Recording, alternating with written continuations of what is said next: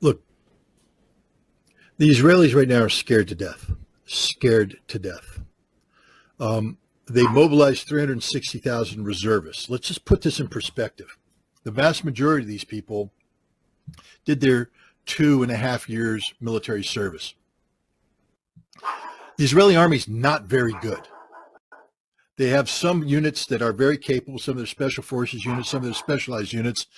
They have some technical units that are very good, but the mainstay, the infantry units, the armor units, they're not very good.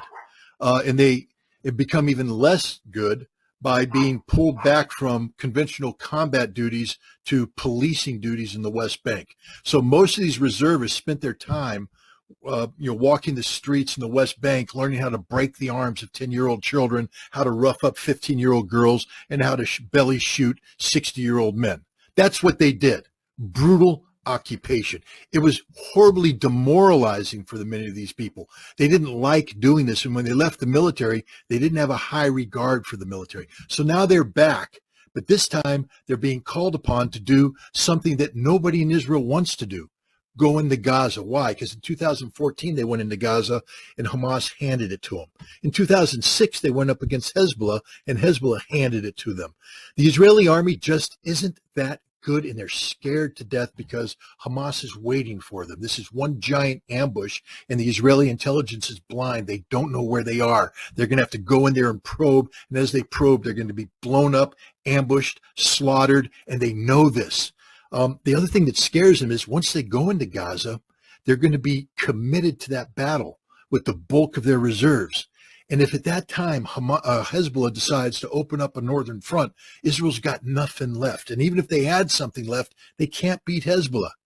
They can't beat Hezbollah. They know it. They've exercised it. Last year, Chariots of Fire. This year, Firm Hand. Those are the names of two major exercises where Israel tested its ability to fight a conflict against the Palestinians and Hamas in the West Bank and Hezbollah up north, and they can't do it. They don't have the resources to do it. Now you throw in Iran, and they're definitely screwed. So America is stepping in saying, hey, we're going to flex our muscle in an effort to deter Hezbollah and Iran from striking. It's not working. 2 aircraft carrier battle groups and an amphibious ready group with 2,000 Marines does not a war win. And we don't have anything behind that. We got nothing. And so if they come, so I think what's going to happen is that Biden is going to try and talk some common sense into Netanyahu and let him know the hard reality that, yeah, we flexed our muscles here, but if Hezbollah comes across the border, we'll bomb them, but we can't stop them. It's up to you. And if you can't stop them, you're screwed. And so you might want to think about coming up with a different solution than the one you're picking right now, a full-faced invasion. There's a lot of things go behind the scenes. The Israelis aren't as good as everybody thinks they are. They're very scared. Netanyahu's very weak. Remember how weak he was moving into this before the Hamas invasion. He was getting ready to collapse because of what he was doing with the judiciary and the reform, the rewriting of basic law. Hundreds of thousands of Israelis were in the streets. It's gotten worse for him because everybody's blaming. He was Mr. Security. I will protect you. I am the man. And look what happened. Nobody trusts him.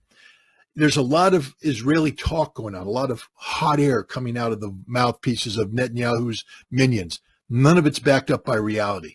And the fact is Israel's extraordinarily weak, extraordinarily exposed, extraordinarily scared, and America doesn't have a solution for them.